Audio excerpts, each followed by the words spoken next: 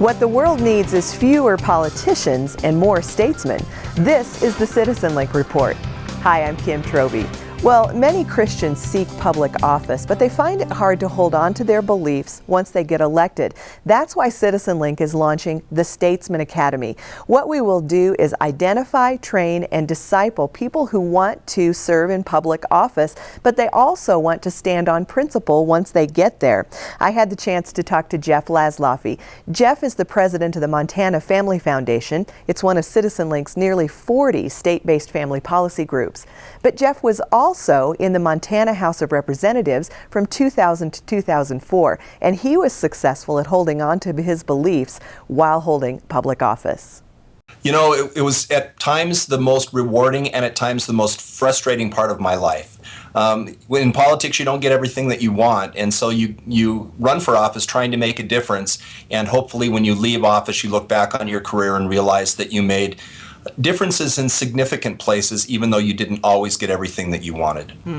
Jeff, a lot of people run for office and they're, I don't want to say they're naive, but they think the best of the system and they think the best of what's going on, which is really good.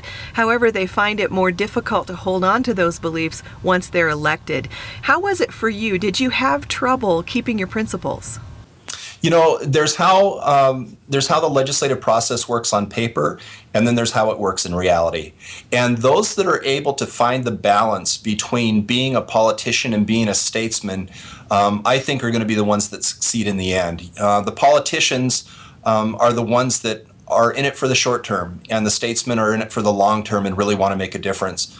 I think the thing that's important going into the process is to know who you are. And if you don't know who you are, there are plenty of people around to tell you who they want you to be. And so if you're a member of something, I think, like the Statesmen Academy, you'll be surrounded with people, A, that are like-minded, and B, that have the same goals that you do. And so if you've got people that you can call for advice, people that have been through this process before, and people that have successfully negotiated the minefields of politics, I think you're going to be that much better off. Now, you held office, I believe, from 2000 to 2004. Is that correct? Correct. Okay. How would something like the Statesman Academy have helped you in those 4 years of service? You know, first of all, I think it would have helped going into the process. I think I would have had a more realistic view of what was going to happen when I actually took office, maybe not so naive. And then I think that it also would have helped me come up to speed quicker and become a more valuable member of my caucus sooner than I would have otherwise. And those are both important things, especially now with term limits in so many states. You really have to hit the ground running and make a difference quickly because you're going to be asked to leave office in just a few years. And so I think the Statesman Academy is something that can really get you off on the right foot and keep you on the right track once you're there. Now, Jeff, some people may be watching this and they're wondering what the difference is between a politician and a statesman. How would you explain that to them? You know, that's an easy one for me. A politician is someone who is focused on the next election. A statesman is someone who's focused on the next generation. It's important for us as Christians to be statesmen.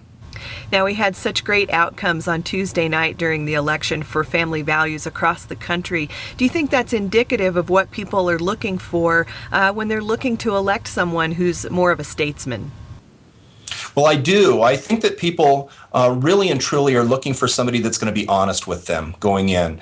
If you campaign on your values and your beliefs and you're honest with your constituents and you are the person that they choose in the end, you can go up to your state capitol and vote the way you feel in your heart. If you try to hedge, you're going to find yourself the center of attention, and it's an attention that you don't want.